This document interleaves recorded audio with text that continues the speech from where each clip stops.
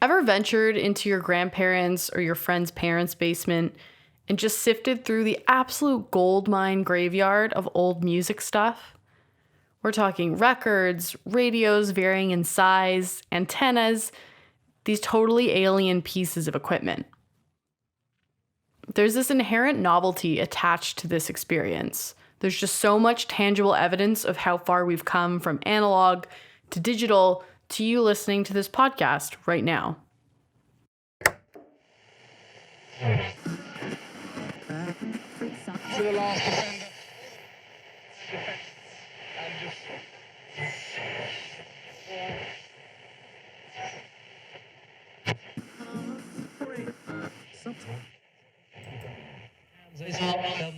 Throughout the history of popular music, the radio edit was and is a modification of a popular song to make it more suitable for radio airplay. This includes being adjusted for length, profanity, subject matter, instrumentation, or form. The history of the radio edit can be tracked back to the proliferation and popularization of the 7-inch single.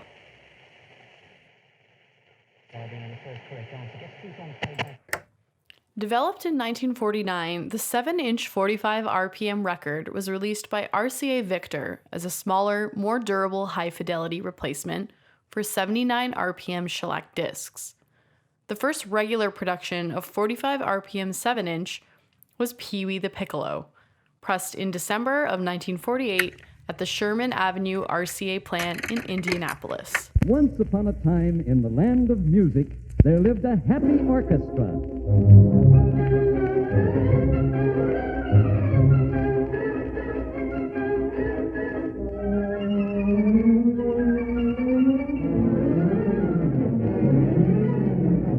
But the happiest instrument of all was Pee-wee, a little piccolo with 8 buttons on his coat. And my, how those buttons could whistle.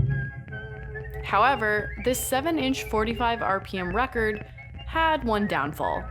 If you wanted to record a song that was over 5 minutes in length, the sound quality would quickly deteriorate. This put an unofficial cap on the length of a single marketable song. Radio itself made a drastic change around this time as well. In 1950, 20% of Americans owned a television. By the 60s, that number had ballooned to over 90%, effectively replacing radio in the living rooms of the Western world. The era of Orson Welles and CBS radio dramas was over, and the modern radio format of focusing on news, talk shows, sports, and music had only just begun.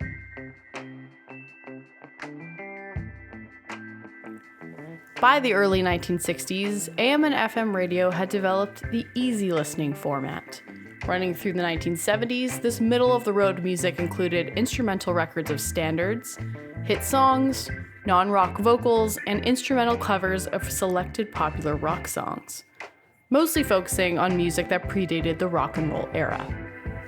But when the rock and roll era began, it left this format far behind. By the beginning of the 1970s and throughout the 80s, radio programming formats expanded into other commercially successful variations. Adult contemporary, rock, urban contemporary, among others, spread to most AM and FM stations in Europe and North America. It was around this time that radio stations began to calcify into their own broadcast programming format. In order to cater to listeners in their cars and their commutes, and therefore only listening for 5 to 20-minute intervals, it was important to ensure that the whole gambit of a station's programming was presented in 15 to 20 minutes. This meant hearing news, sports, weather at the top and bottom of the hour, ad breaks every 12 minutes, network breaks, call-ins, DJ banter. You get it. In between, this meant that a station only had so much time left over for the actual music. Since the standard max length of a 7-inch 45 RPM was grandfathered in at 5 minutes, the perfect radio edit landed with the normal length of 3 to 5 minutes. Now, obviously, not every song written during this time or played on the radio since 1970 has been 3 to 5 minutes long. I think of Queen's Bohemian Rhapsody, Stairway to Heaven by Led Zeppelin comes to mind, Hey Jude by the Beatles, the list goes on. However, even modern songs, free from the confines of the 7-inch, are beholden to the 5-minute rule. Heroes by David Bowie fades in shortly before the beginning of the third verse and fades out shortly before the vocal vamping at the end of the song. B.O.B.'s song Nothing on You featuring Bruno Mars. This radio edit skips the first 5 seconds in which Bruno Mars starts singing the first chorus. The Man by Aloe Blacc skips the first full 10 seconds as well as shortening the third chorus. Justin Timberlake's Mirrors cuts the entire You Are the Love of My Life part, and Juvenile's Back That Thing Up, Lil Wayne's outro is faded out 15 seconds too early. Now, clearly artists have never been advocates for cutting up their work, especially to fit a format. Notably, Billy Joel wrote in his 1974 song, The Entertainer, I am the entertainer. I come to do my show. You heard my latest record, it's been on the radio. It took me years to write it. They were the best years of my life. It was a beautiful song, but it ran too long.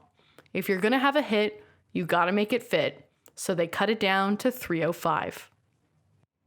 But on the flip side of this, there are artists who seemingly wrote the songs with the idea of the radio edit in mind. Anyone who's heard the 1986 song It's in the Way That You Use It by Eric Clapton knows it wastes absolutely no time with intros. Now, the 1980s were rife with this style, right?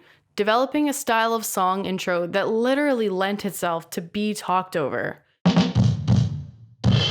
Play the first 15 seconds of your favorite song from the late 80s. See if it's like Hip to Be Square by Huey Lewis and the News.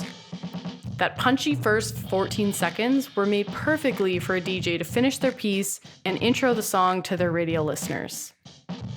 In the biz, we call this hitting the post.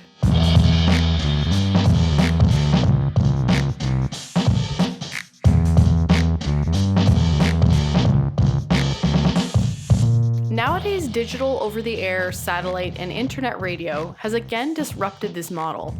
The variety of genres available has varied to include everything from Southern gospel to polka, but this 3 to 5 minute single still remains as industry standard for song length, even after the 7-inch record and terrestrial radio are no longer the most popular mediums of music consumption.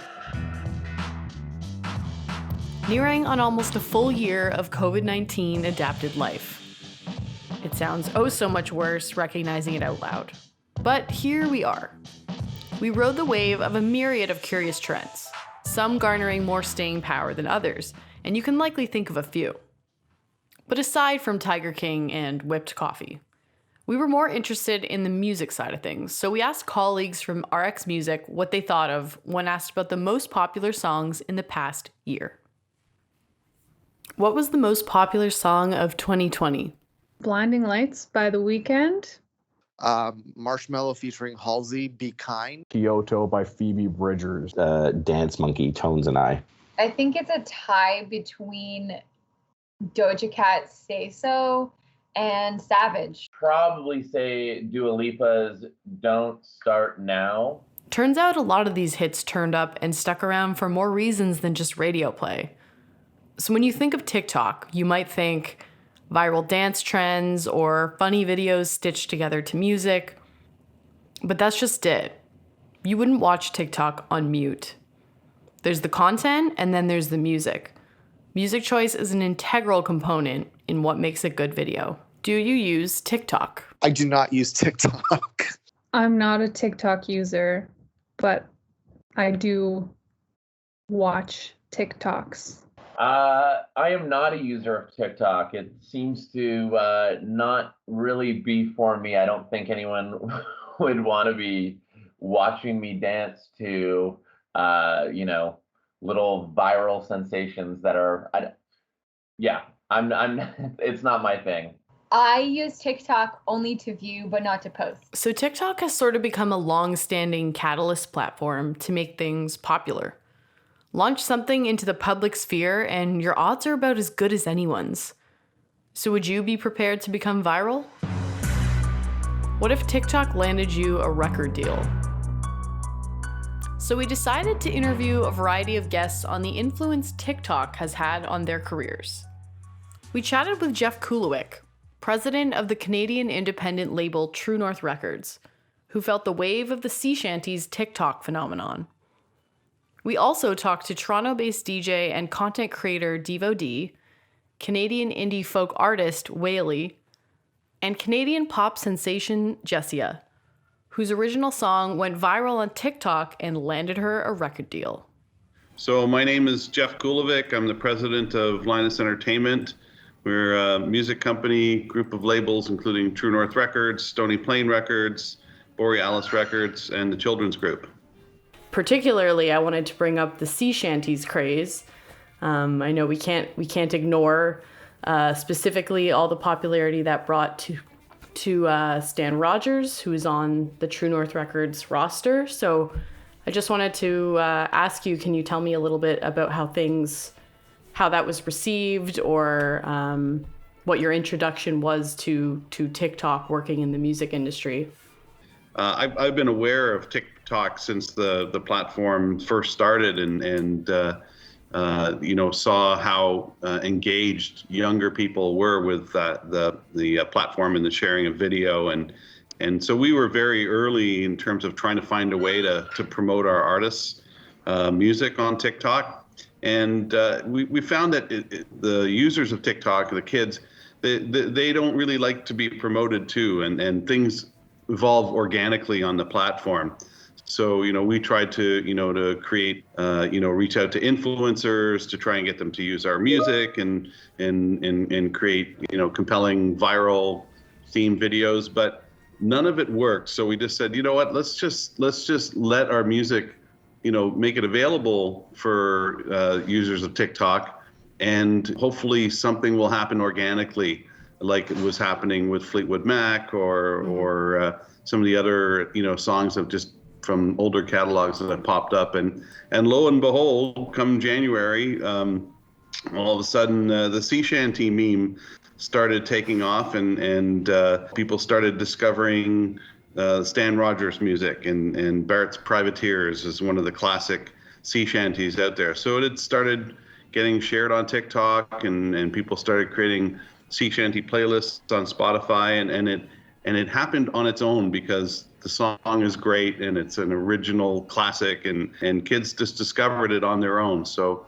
it wasn't something that we planned, but we certainly are happy that it happened. Then at length we stood 2 cables away. I wish I was in Sherbrooke now. Our cracked 4-pounders made an awful din, but with one fat ball the Yanks stove us in. God damn them all. I was told we'd cruise the seas for American gold. We'd fire no guns, shed no tears. Now I'm a broken man on a Halifax pier, the last of Barrett's Privateers.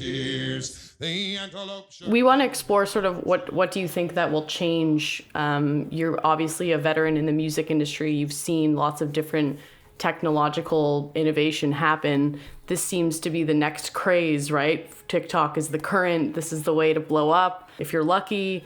Do you think in any way this is changing the way artists or producers are approaching the way they write?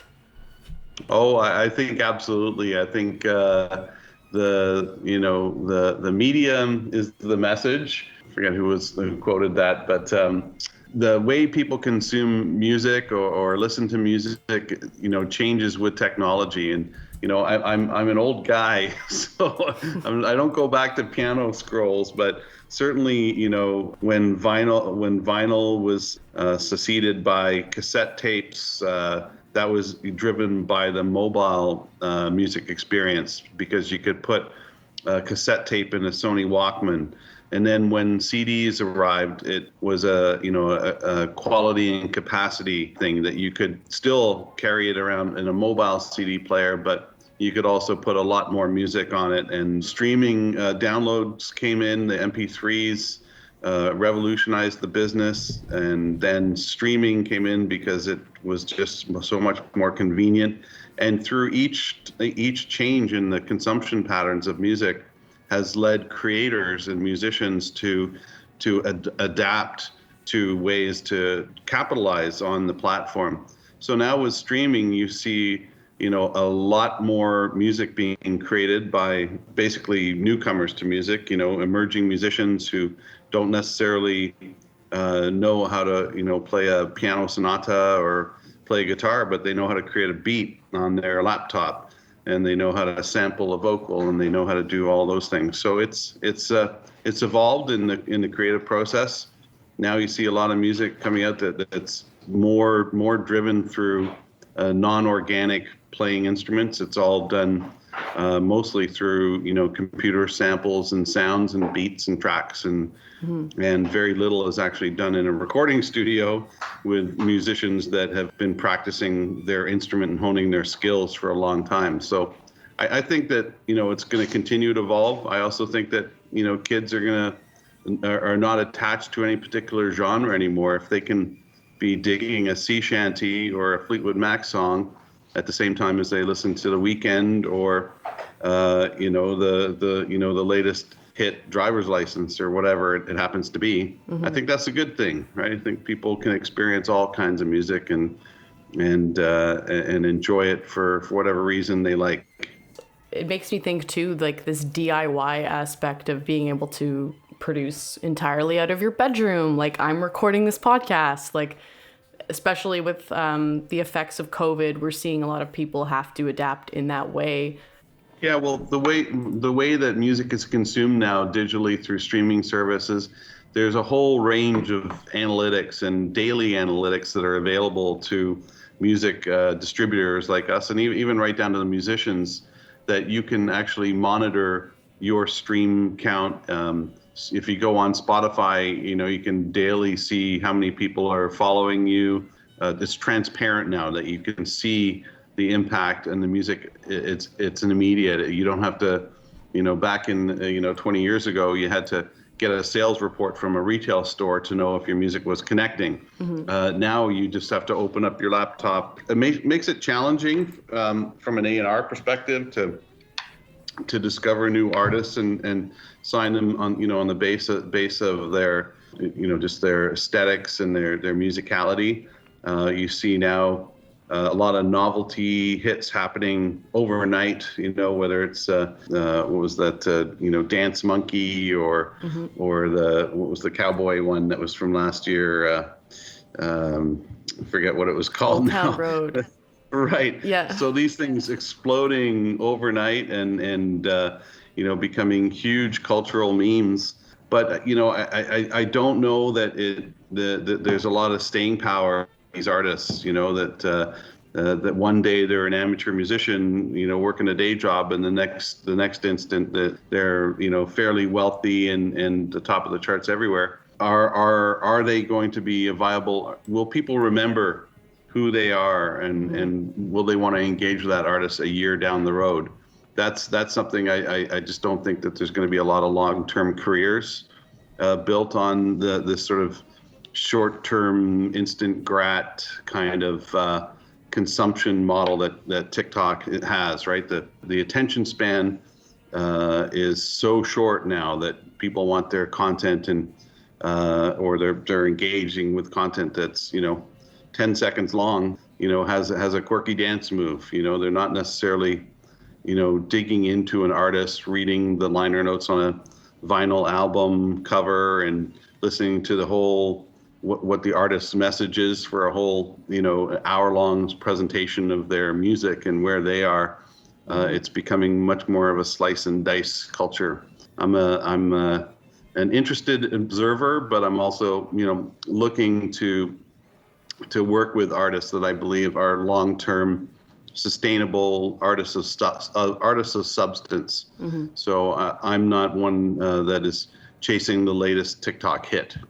Can you think of something specifically that you look for when you're sort of seeking out someone new, or somebody catches your eye, maybe on a video or that you've seen live? Is there something for you personally? Well, yeah, I'm what's called a song guy, or a song person, I guess would be the correct way to say it. I like songwriters that are prolific, and that they write a lot of songs and they write good quality songs that, you know, that they craft, that it's you know, they have something lyrically to say and present in an interesting way. So I'm driven to that, and I think, you know, a song can connect emotionally much deeper than just an instrumental beat or a piece of music, or, you know, even if it's a classical piece. When the lyric speaks to you and it's performed in a real emotional way, I think there's no stronger connection can be made to music or an artist than through that. You know, then secondary, I like to look for, you know, uniqueness, that, you know, an artist or songwriter is presenting their music in a way that, if it's unique and they're you know, being innovative and presenting it in a way that is interesting and doesn't sound like anybody else, that's also what I look for. Especially now, I guess I'm relating it more towards being in lockdown, how that speaks to the music industry and corresponding with scouting, I guess. I think it probably takes a little more work. Am I correct in saying that? Well, yeah, there's no seeing live music now. It's all on the screen, and so that whole visceral experience of being in a crowd, you know, when you feel that you're in a special event, you can't really replicate that through a screen, I don't think, or I haven't experienced it anyway. But it's changed a lot how A&R is done. You know, I used to go, you know, out to Lee's Palace or Horseshoe Tavern and run around and see multiple artists and showcases and all of that stuff. But now you can sample an artist's music. You know, it's very easy for them to put their music up on platforms, whether it's SoundCloud or Spotify, or even Bandcamp, and you can listen to what people are doing. It's making for a lot more creators out there that are creating. There's more new music being created now than ever before, just because, you know, that barrier of having to go into a studio to record a band is not there anymore, right? So you can do it instantly, and you can get your music, make it available to anybody around the world to hear. Trying to get above the noise of everybody else that's promoting music is quite a challenge. I'm not gonna ask for help, 'cause all you're gonna say is you're perfect and oh, you're so worth it. But sometimes I hate myself. I get inside my head and I think that I somehow deserve this. Every other song says Canadian singer-songwriter Jessia. I'm Jessia, and I'm a singer-songwriter from Vancouver, Canada, and I've just released a new single called I'm Not Pretty. maybe I'm not pretty, maybe I'm just fine, 'cause I got a belly and I got a bum, but I can't be jelly of all the other ones. So I'm falling in love with my maybe I'm not pretty. I've effectively had your song stuck in my head since we scheduled this interview, so that's like 5 days now. Amazing. Essentially, in this episode, we're just diving into the world of TikTok and obviously its inherent influence on the music industry, and, you know, the way it's been able to sort of bring artists forward, sometimes accidentally, sometimes it's just like a great video gets discovered or a great song. And obviously with I'm Not Pretty, you're a perfect candidate to sort of dive into how has this changed your life. So just how are you feeling right now? You've had a lot going on in a pretty short amount of time. So what's that been like? Yeah, it's pretty surreal still. I'm like just trying to take it all in. The fact that it's all happened in a month. Like, I guess it's been a month and a half now, but it's been a pretty wild ride. Yeah, TikTok is amazing for that. Like the fact that it can just reach so many people so fast. I heard all of these stories and stuff and just dreamed of this, and then having it actually happen to me is like, I still am pinching myself. It's still not real. What were you sort of thinking about when you joined? Because you've obviously been writing songs for a while. What were your thoughts on it in terms of just, you know, seeing what the app was like? Yeah. I mean, I realized that like the app was pretty much controlling the music industry. Like every single viral song that was on TikTok was hitting the charts on like Spotify and Apple and Amazon. And so I was like, okay, let's try and use this as a tool. And the fact that TikTok's got a really cool platform where it's able to give you a first chance every single day, or every single post that you do. It's always just like another chance to do it. It doesn't matter like how many followers you have or how many views your last video did. It's just very, very random. And that can be frustrating at times because like trying to break TikTok, I was like, what is even happening? How? I've pretty much realized that every single video that I'm like, I'm just going to throw it up and it's probably not going to do very well, does extremely well. And then every video that I put like so much effort in and I'm just like, this is going to be it. It's not it. So it's really strange that way. But yeah, you can't calculate TikTok at all. I mean, at this point, you have almost like, what, 589,000, like something insane like that. Like when you initially posted, you know, that video of you singing that, your hook to I'm Not Pretty, where were you and like, where was your vision for that song, or sort of what were you thinking about at that point? Yeah, so I wrote the song on January 1st and I posted it on January 1st. And I think that that's the fastest I've ever just been like, I'm just going to post this and see, because like you should post every single day. And so, yeah, this was the first song that I had never like had finished before I posted it. And it was kind of like when it started blowing up, it was like, no. Like it was like a leak. And I was like, stop, no, this isn't the one that you want. Just because it wasn't done. And it put a lot of pressure on me to like write the rest of the song and have it finished pretty fast. But I loved it. It was something that I've been wanting to talk about forever, and that is important to me. And so I'm glad that the message is now able to be heard around and shared.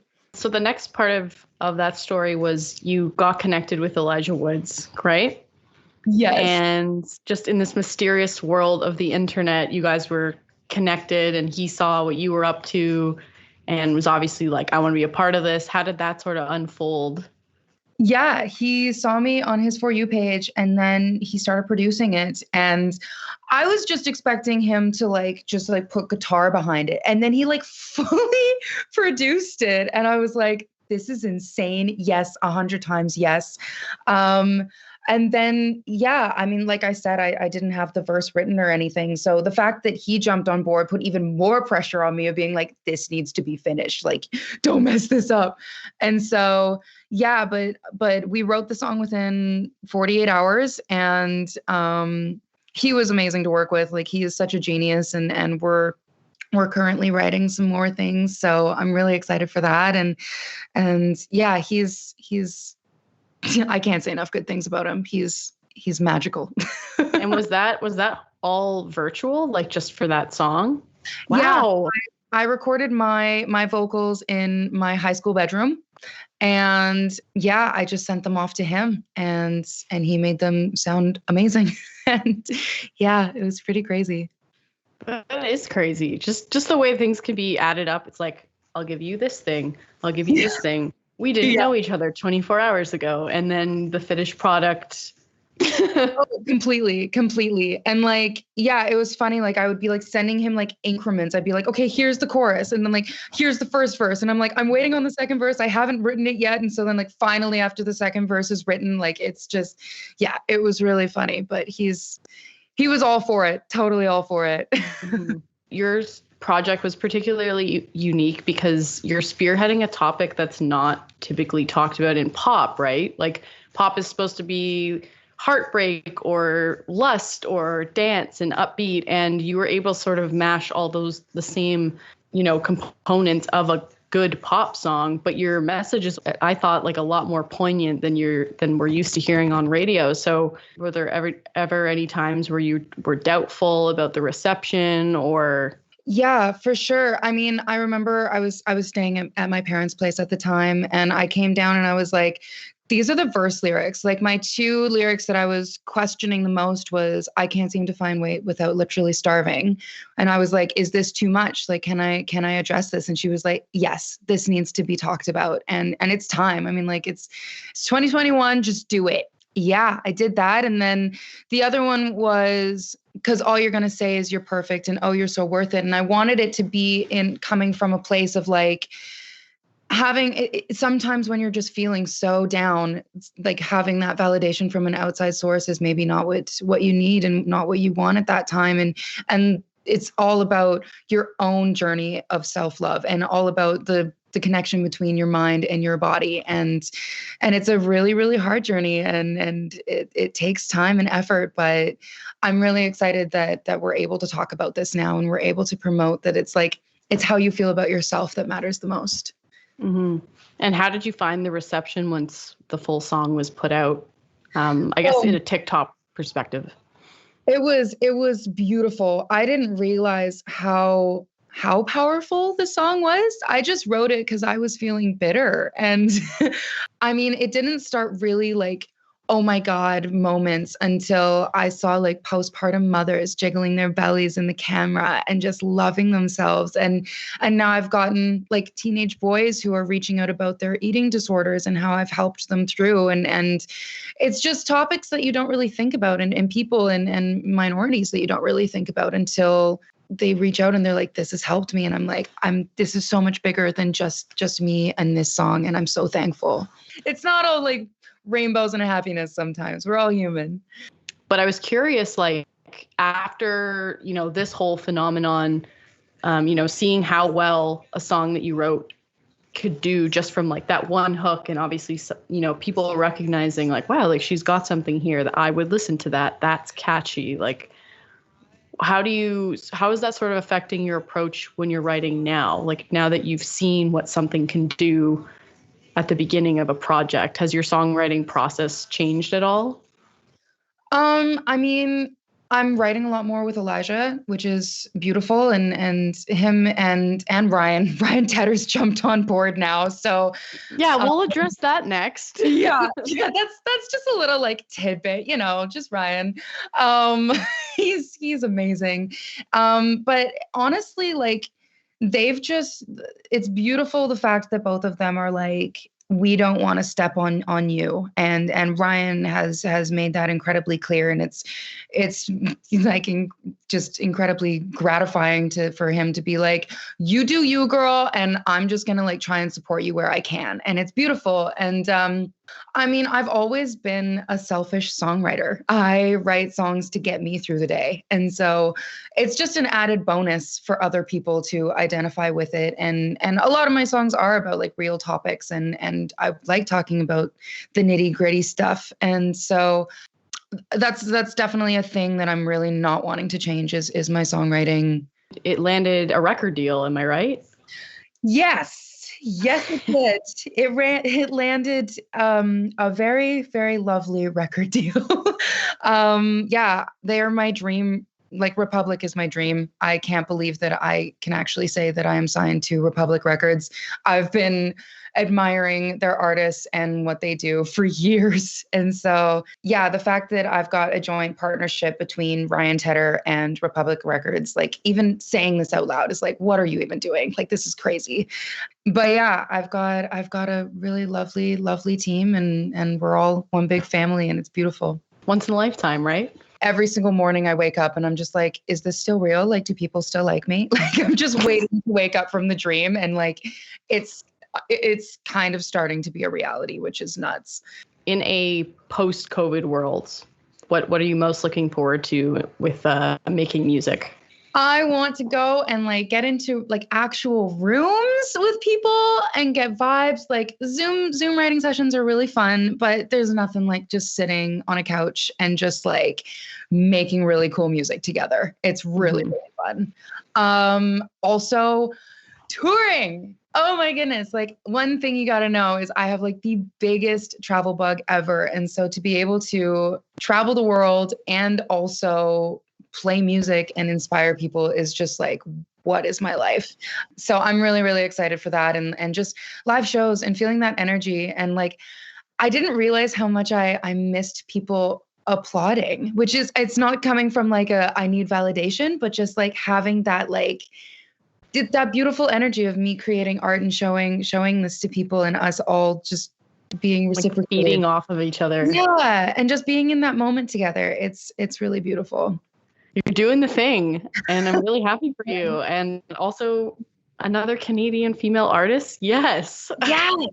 Yes, we need more of those, definitely. That I should be another kind of way. Maybe I'm not pretty, maybe I'm just fine. Cause I got a belly and I got a bum, but I can't. Devo D, Canadian DJ and content creator. My name is Devo. I'm an entertainment host, digital creator. I've been doing my digital content stuff for now about 10 years. It all starting off with me wanting to become a Much Music VJ host. Those were the goals and back in the day, and it's kind of grown into me becoming a digital creator now and creating content for a bit of a following online. So just to focus the lens a little bit more on sort of your sector with the entertainment and content creation, it seems like your background truly speaks to your passions, as you said, with interviewing artists and being inspired by Much Music and doing media gigs. How's your background prepared you for producing on TikTok today? First of all, great question. Thank you. It's been a long time in the making. Let me say, I just feel like there's been an opportunity, or there was an opportunity a few years back when social media was all kind of really starting to dig in and see what was traditional back in the day as television, to really be, to translate that sort of culture online. And you have the early Lily Singh and King Batch and like a lot of these early creators who understood that. So that was kind of myself. I was in the same situation where I understood, hey, there's going to be a culture online, and there's going to be a lot of eyes online, and that's where everyone's going right now. So I've been doing this now for about 10 years, and yeah, there's the middleman is no longer needed. Long story short, really. So that's where I see TikTok coming in as a great platform to help a bunch of emerging creators, even like myself. I'm an artist as well. All right, party boys, turning up. That's what we're all about. And we found very creative ways like TikTok to help us out. And so for you, was there ever a turning point when you were like, I am going to be behind on this if I don't hop on this today? Was there anything for you that was significant in that way? Yes, my first my first love for social media was like Twitter back in the day, and just seeing a bunch of being able to interact with your favorite celebrity or or at the time digital creator wasn't really a thing, but your more traditional celebrity, so movie star, athlete, you're just able to like tweet them. That was just a thing. It was a possibility. And obviously now it's grown into its own little thing where the digital creators are now the new celebrities, and it's that same sort of access. And that's something that for me growing up, like I mentioned before with Much Music, Much had, their slogan was that much closer. And it was because they did bring you that much closer to your favorite celebrity or digital creator or whoever it was. And so this is what social media is doing. And so for me, Twitter was that. And since I've jumped on, I have not looked back. And now 10 years later, we're here. So it's been great. I know you've written that your mantras reveal the possibilities, diminish the limitations, which kind of reminded me when you said that much closer, sort of just bringing you like, here's an opportunity. What are you going to do with it? So what does that mean to you as a content creator? Or how do you carry that mantra forward? I guess the responsibility all of us have, because you have a lot of eyes, and you want to be able to deliver a message through your content where people are either learning something or being entertained in a way that's a positive manner. And obviously you want to do it safe. So that's something that my management and I strive for, and I always try to do my best to connect, whoever it is. That's kind of a slogan of mine that I like to use as well. I try to connect people to their favorite digital creator or celebrity. Being that digital creator, being that middleman online, it's very important. It's a culture. For me, it's about having culture. And I think if you have a really positive direction for where you're bringing a lot of your content, you're okay.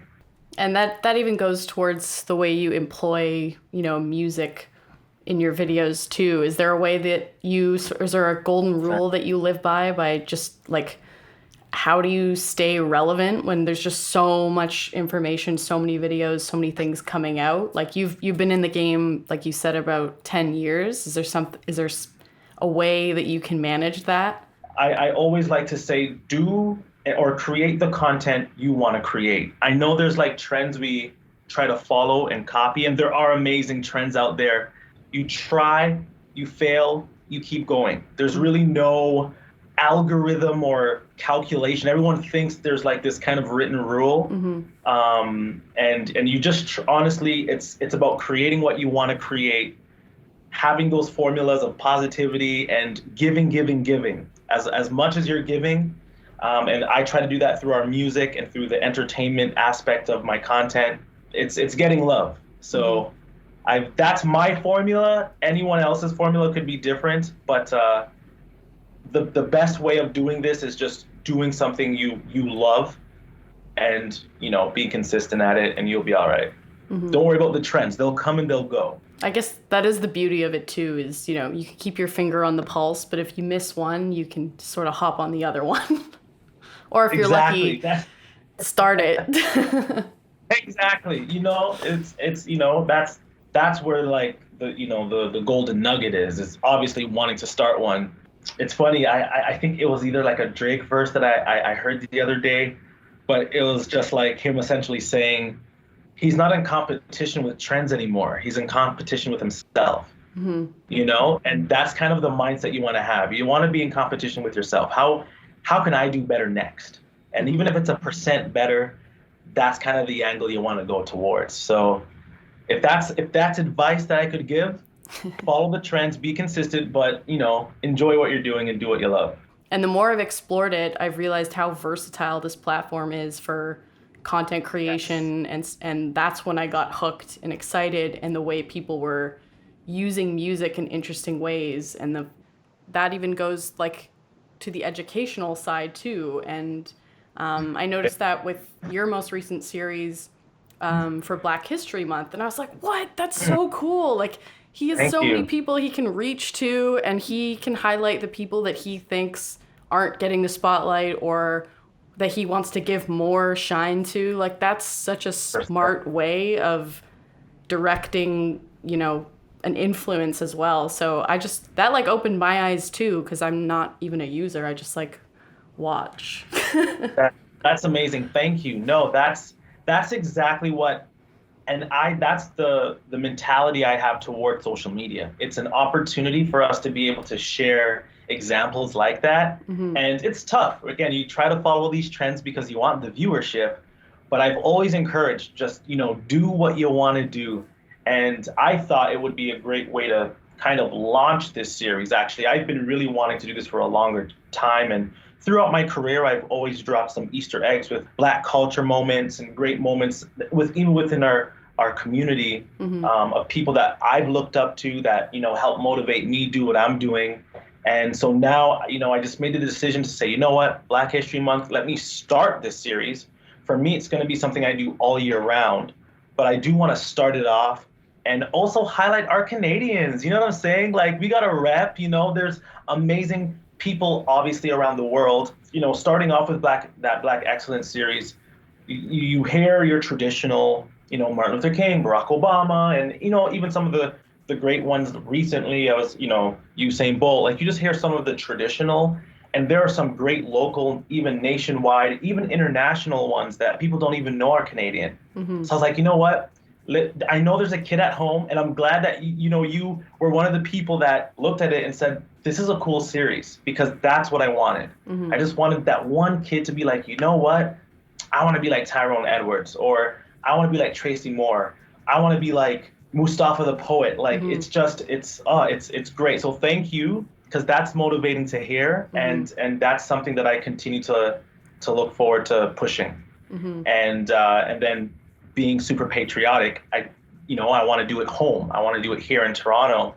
And so again, it does help when Drake can all those guys, they stay here. Shawn Mendes, Alessia Cara, it really helps emerging creators, Humble the Poet. It helps us get motivated to create and just do it here, trying to be as interactive with the platform like TikTok. Because again, TikTok just removes the middleman for you and just introduces you to like the world. Is there something, once we're all able to safely get back out there after COVID, is that what we're going to call it? I know, right? Is Yes, there something, yes. is there something you're most looking forward to once, just like hit the stage again to DJ or Yeah. just interview people in real life or something like that?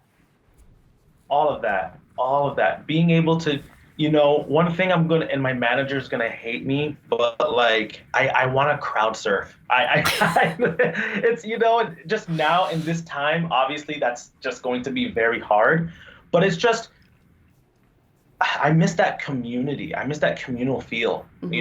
Shaking someone's hand. I know, I get it now. You could look at it like, oh my gosh, but I think of the night the Raptors won, and I'm like, that wasn't in this life. Like, I can't. Like, everybody showing up to the office the next day. First of all, we went to the office then. Huge. you knew. Nobody went to work. Even our prime minister, like nobody. Like everybody was just chilling. Like everyone knew the next day, don't talk, don't call it. Like enjoy this moment.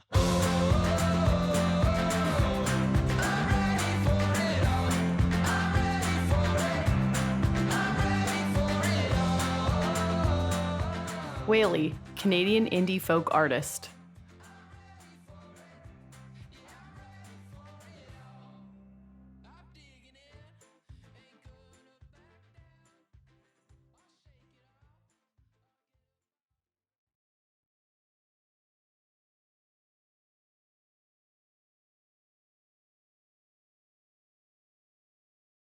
Hi, I'm Whaley, or Andrew Sheriff, and I'm a musician. I'm an indie folk artist. Was there a moment for you when you realized that you needed to get on the app to sort of continue propelling your career or your craft? Absolutely, yeah.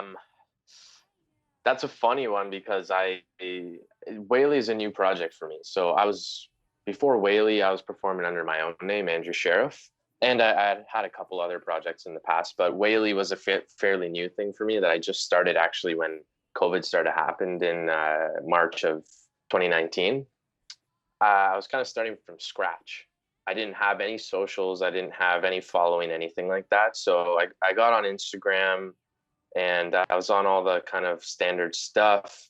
And I noticed it had been much slower of a start than in the past when I had my previous projects. Which I'd had some success with on social media. And a bunch of people had been telling me to get on TikTok.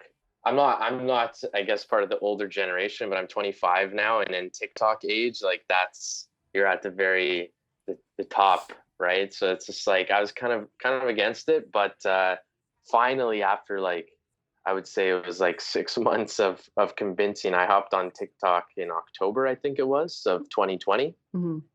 And I had absolutely no idea what I was doing on there at first. Slowly, I started to kind of get the hang of TikTok and see really what it's all about. It's a completely different platform than any other social media. Like Instagram has been so slow, and you're posting such refined and curated content on Instagram, and it's become it's kind of like you're watching TV almost on Instagram. You got to deal with ads every 30 seconds. So it's kind of become this thing where people just don't find it that genuine anymore. At least that's how I feel on Instagram. And the difference with Instagram and TikTok is just completely raw, unfiltered, genuine content. And you're not having ads shoved in your face. And I really started to notice a difference between TikTok and any other social media platform and what it could do for music when I figured that out. It becomes pretty clear that TikTok seems to be more, like you said, more raw and candid, and people are leaning more towards that. It's kind of like almost a reflection of, especially the last year or so with COVID, people are just like, let's just cut through the BS, guys. Funniest thing that I always hear people say about TikTok is really you have no idea who's on there because it's such a different algorithm. It's not pushing your content out to your followers and only your followers. It's almost a complete opposite. It's putting your post out to complete strangers that haven't seen your content before, that don't know who you are. So you can kind of just be yourself and no one's going to judge you for that. And if you're not completely on brand with what you were doing the first post you made, it doesn't matter because the same people aren't going to see it, which is the weirdest thing about the app, and also the most incredible thing about the app is because every time you post, you're posting to a new market in theory. You're not just posting to the same people and trying to hook in 1 or 2 new followers. For sure. I mean, I'm 25 also, so I also feel like I'm just barely on the cusp of like being relevant on it. And truthfully, I got it once we decided we were going to focus on this for this podcast. I was like, all right, I'm so behind. Let's see what's up.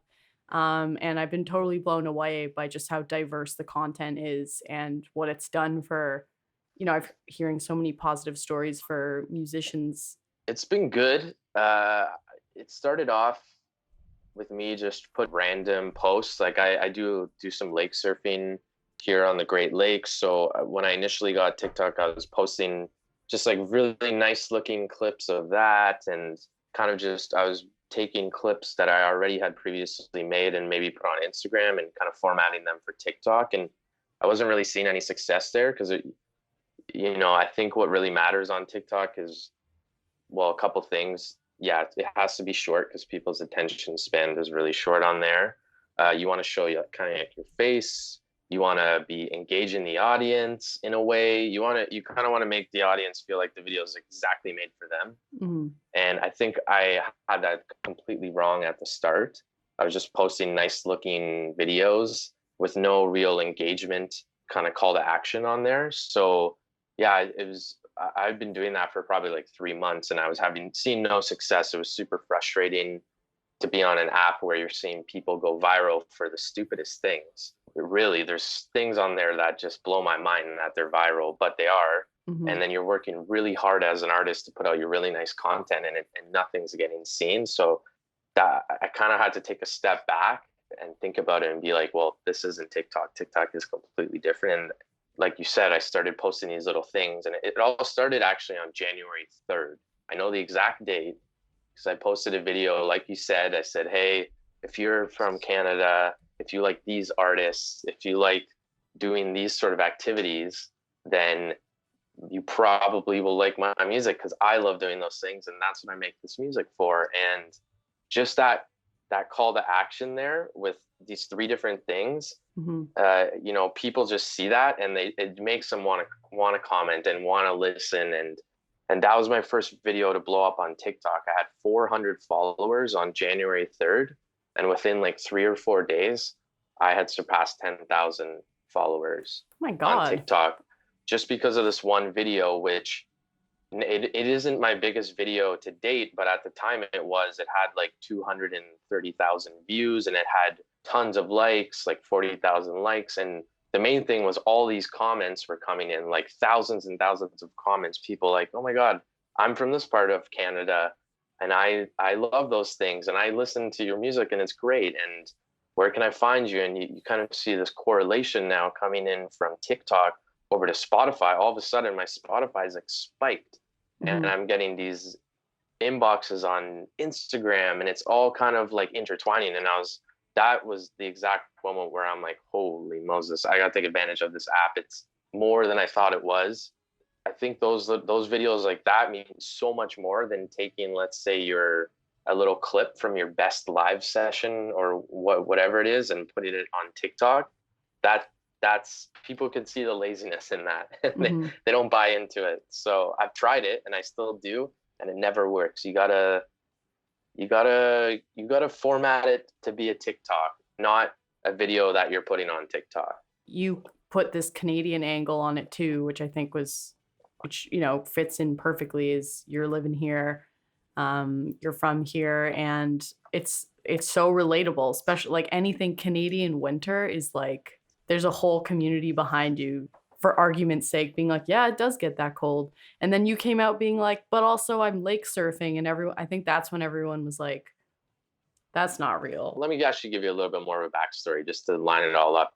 I was, like I said, performing under my own name, Andrew Sheriff, for a long time, and I was in another, like an indie folk duo called the Andrew and Beta, and we're having some good success with both of those things. In 2018, I think it was, like I was like pretty deep into the songwriting world, so I was going to LA like a couple times a year, and Nashville, and kind of all over Ontario, just songwriting constantly with people, and mainly in like pop country world and that sort of thing. But it just, I really began to develop this appreciation for the craft of like intense pop songwriting, and just how good some of these songwriters were, and then how good the songs turned out. And like, because there's a lot of people that there's a huge misconception that pop music, there's no talent behind it, but their actuality is there's like the top talent is behind it, which is crazy. So I kind of said to myself, because I was always performing in like these roots Americana projects, but I thought to myself, oh, it'd be so cool to just take a crack at like a more poppy genre and have fun and do that sort of big anthem style songwriting. And like I just started to really enjoy that, so I felt like I needed to start a new project, which is where Whaley came from. And I started working on Whaley in 2018 behind the scenes. I didn't even have the name for Whaley yet. I started working with this producer and engineer out of Toronto. His name is Tal Weisman. I could tell, like, I've always been kind of like a skater, board sports, snowboarder type of guy. And I could tell, like, just when I first saw him, just by the way he was dressed and looked, I'm like, oh, this dude's totally in the same world as me.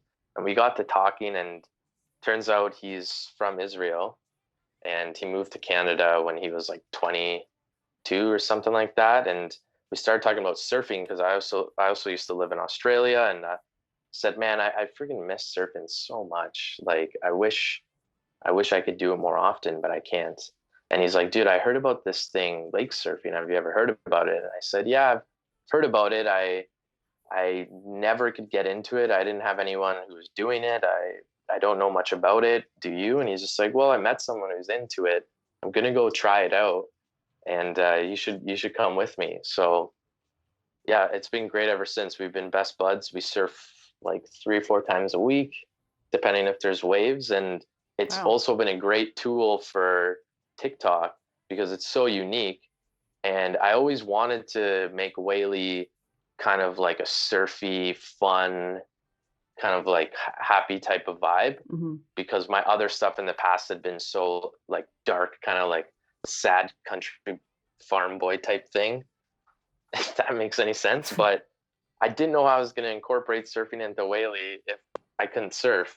So it kind of just all happened all at once and just worked out. And the thing about it is, yeah, in the winter you go in and you get these like ice tusks, like you look like a walrus, and it's just you post a video of that and people see that and they're instantly drawn to it. They're like, what the heck is going on? It almost doesn't matter what the video is. It doesn't matter what you say.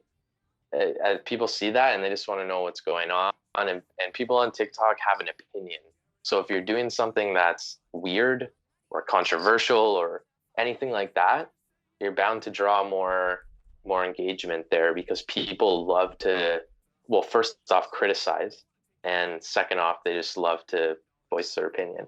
So every time I go out surfing now, after I come out of the water, for about 10 minutes or so, I'll do a bunch of TikToks.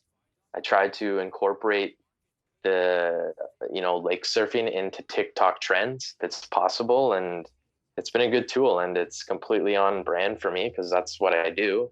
And that's kind of what Whaley is. So it's all kind of just organically worked out in that sense. I didn't plan it really too much, but it just kind of happened. You are perpetuating the polar vortex stereotype to people. You know that, right? To people that aren't Canadian, they're like, oh God, is that normal? Is that every day? Like, what season is it? Yeah, I do exaggerate it a bit. It's fun. You got to do that for the TikTok people. They got to wonder. Gotta do it.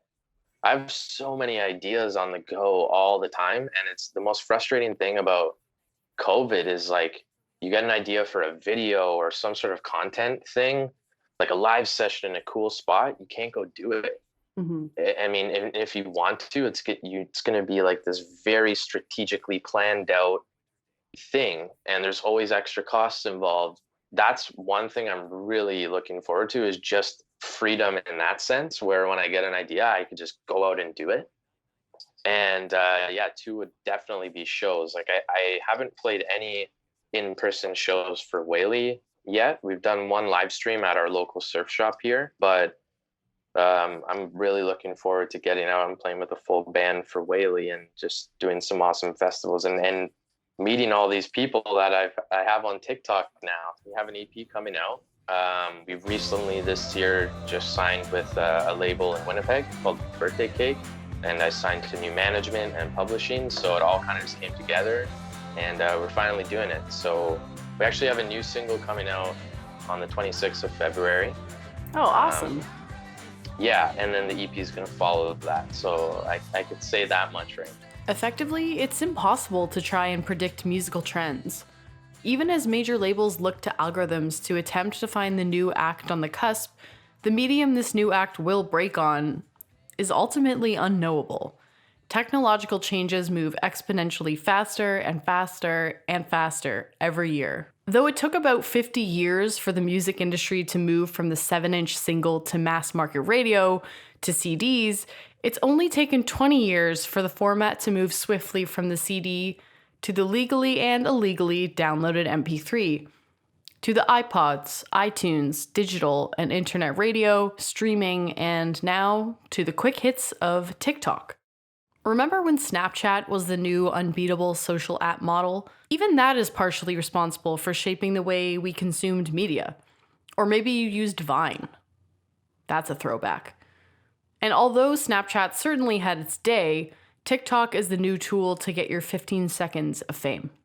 Radio used to be such a great option for mass marketization because it spoke to the people in the 20th century where they were, which was their cars. The modern radio format still applies to these rules laid out in the 1970s.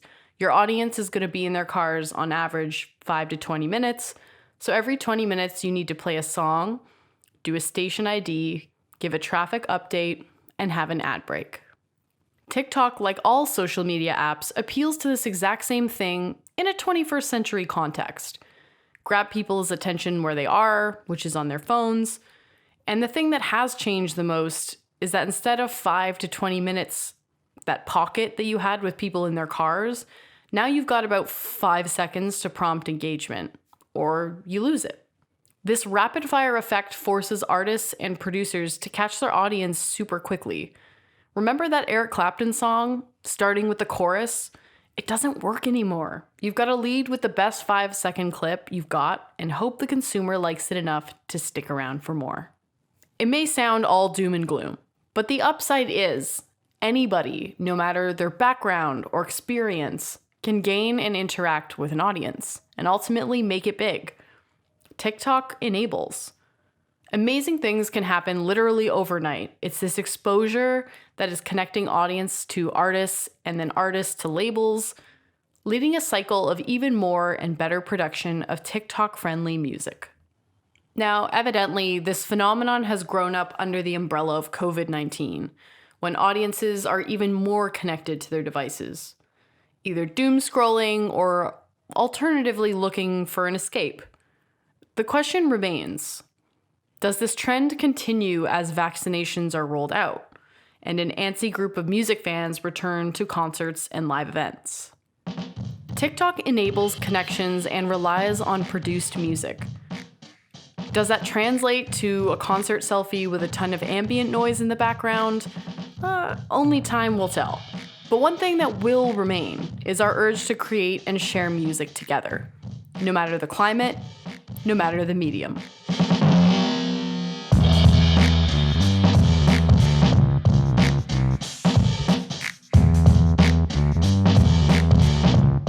warm thanks goes out to Jessia, Whaley, Devo D, and Jeff Kulowick for their time and sharing their successes with us.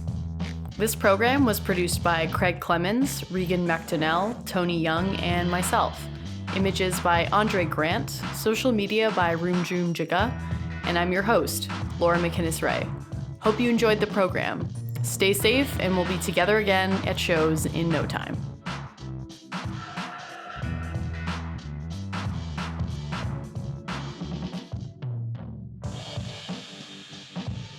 You've been listening to Beneath the Rhythm, an RX Music podcast.